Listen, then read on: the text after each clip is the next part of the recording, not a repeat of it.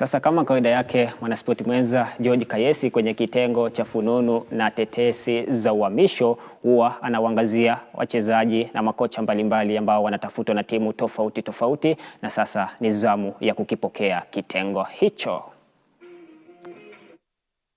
Tetesi za usajili barani Ulaya zazidi kupamba moto, na ni kwamba Bayern Munich ataraji kumsajili mshambuliaji wa Atletico Madrid na timu ya taifa ya Argentina Julian Alvarez, hatua inayoongeza matumaini kwa the Gunners Arsenal kuwania saini ya nyota huyo mwenye umri wa miaka 26.